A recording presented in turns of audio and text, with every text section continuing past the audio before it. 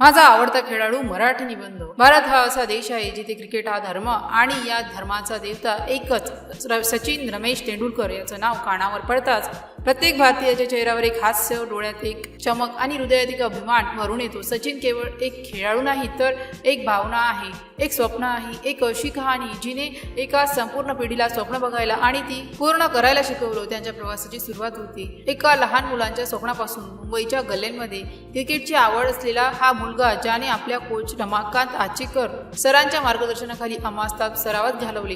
एकदा तर सराव करताना इतका थकला की कोचनी त्यांच्या डोक्यावर एक नाणं ठेवून सांगितलं, जर या नाण्याला कोणी पकडून दिलं तर सर्वांना अतिरिक्त फिल्डिंग करावी लागेल। पण सचिनने इतक्या एकाग्रतेने फलंदाजी केली की ते नाणं पकडलं नाही। ही एकाग्रता आणि समर्पण पुढे जाऊन त्यांची ओळख ठरली। 1989 मध्ये केवळ 16 वर्षाच्या वयात एका दुबळ्या पतळ्या मुलांनी पाकिस्तान विरुद्ध ती क्रिकेटची जर्सी परिधान केली ज्यावर भारताचा तिरंगा साजला होता।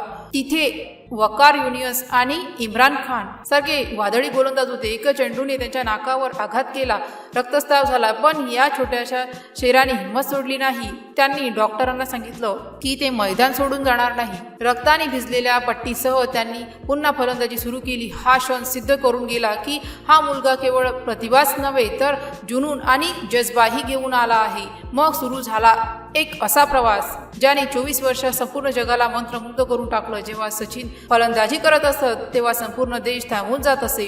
चहाच्या दुकानावर लोक जमत, घरामध्ये टीव्ही समोर कुटुंब जमत, त्यांच्या प्रत्येक चौकार आणि चहाकारीवर लोक अशा उत्साहात उड्या मारत जणू काही सणच सुरू झाला आहे। ते केवळ धावा चालवत नसत तर ते लाखो कोटी भारतीयांच्या स्वप्नांना पंख चढत होते। पण हा प्रवास नेहमी सोपा नव्हता। 1999च्या विश्वचषकात त्यांच्या वडिलांचं निधन झालं। देशासाठी खेळणं ही की वडिलांच्या अंत्ययात्रेला सहभागी होणं या हृदयद्रावक निर्णयात त्यांनी प्रथम पित्याचं कर्तव्य बजावलं आणि नंतर देशासाठी परत येऊन केनिया विरुद्ध शतक ठोकलं। अश्रूंनी भरलेल्या डोळ्यांनी आणि हृदयात अमाप वेदना बाळगून केलेले ते शतक केवळ धावांची आकडेवारी नव्हती तर समर्पण आणि कर्तव्याची सर्वोत्तम मिसाल होती। 2011चा विश्वचषक संपूर्ण भारताचे एक स्वप्न। सचिन 6 विश्वचषक पाहिले होते, पण ही त्यांची शेवटची संधी होती। संपूर्ण संघाने एक निर्धार केला, सचिन पाकेल की आम्ही हे सचिनसाठी जिंकून घेऊ। आणि मग तो ऐतिहासिक क्षण आला। वानखेडे स्टेडियम मध्ये महेंद्रसिंग धोनींनी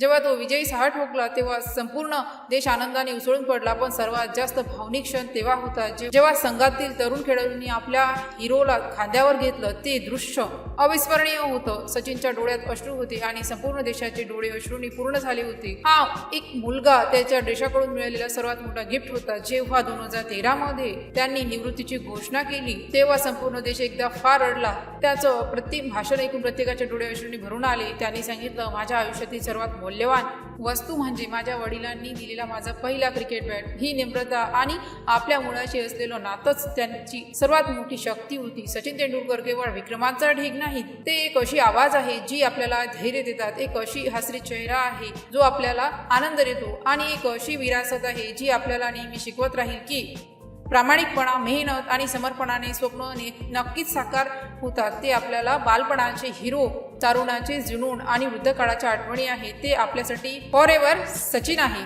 जर या पोस्टशी संबंधित काही गोंधळ असेल किंवा आपल्याला अशा कोणत्याही विषयाची माहिती हवी असेल तर कृपया खालील दिलेल्या कमेंट बॉक्सद्वारे आपले प्रश्न आम्हाला विचारू शकता। या पोस्टशी संबंधित आणखीन काही प्रश्न असतील आपण आम्हाला ते देखील सांगू शकता की आम्ही त्या समस्या नक्कीच सोडवू।